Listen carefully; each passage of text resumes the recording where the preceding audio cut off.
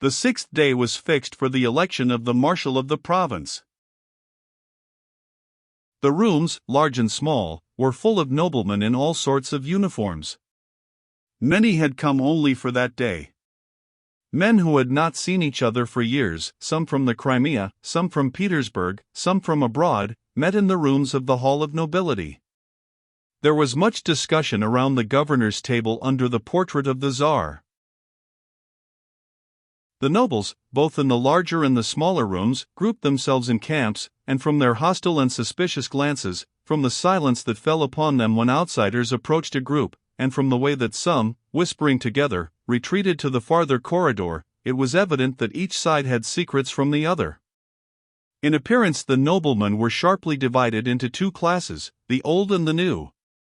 The old were for the most part either in old uniforms of the nobility, buttoned up closely, with spurs and hats, or in their own special naval, cavalry, infantry, or official uniforms.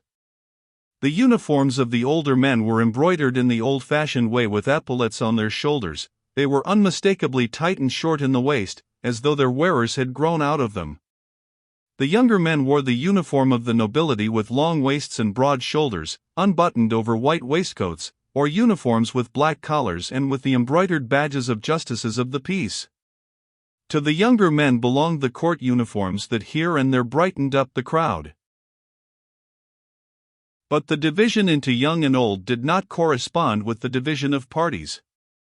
Some of the young men, as Levin observed, belonged to the old party, and some of the very oldest noblemen, on the contrary, were whispering with Sviazhsky, and were evidently ardent partisans of the new party.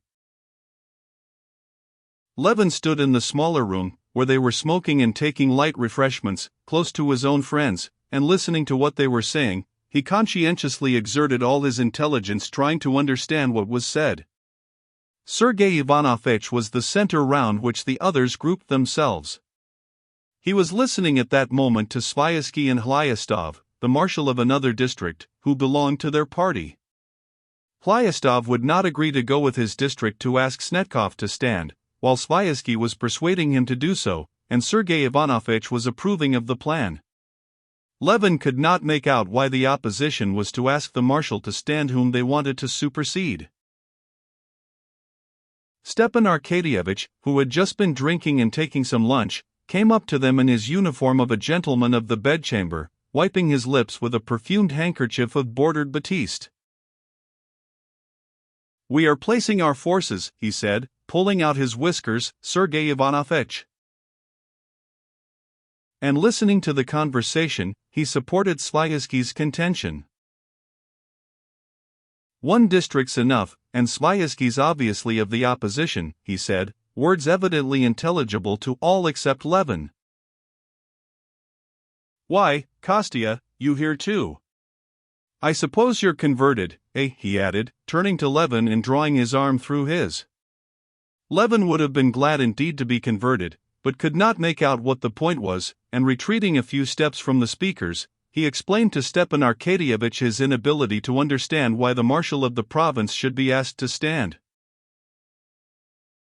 "Oh, sanctus simplicitas," said Stepan Arkadyevitch, and briefly and clearly he explained it to Levin. If, as at previous elections, all the districts asked the marshal of the province to stand, then he would be elected without a ballot. That must not be. Now 8 districts had agreed to call upon him. If 2 refused to do so, Snetkov might decline to stand at all, and then the old party might choose another of their party, which would throw them completely out in their reckoning. But if only one district, Sviazhsky's, did not call upon him to stand, Snetkov would let himself be balloted for. They were even, some of them, going to vote for him, and purposely to let him get a good many votes, so that the enemy might be thrown off the scent, and when a candidate of the other side was put up, they too might give him some votes. Levin understood to some extent, but not fully, and would have put a few more questions, when suddenly everyone began talking and making a noise and they moved towards the big room. "What is it?" "Eh? Whom? No guarantee? Whose? What? They won't pass him? No guarantee? They won't let Flerov in? Because of the charge against him? Why, at this rate, they won't admit anyone. It's a swindle. The law. Levin heard exclamations on all sides, and he moved into the big room together with the others, all hurrying somewhere and afraid of missing something. Squeezed by the crowding noblemen, he drew near the high table where the marshal of the province, Sviazhsky, and the other leaders were hotly disputing about something.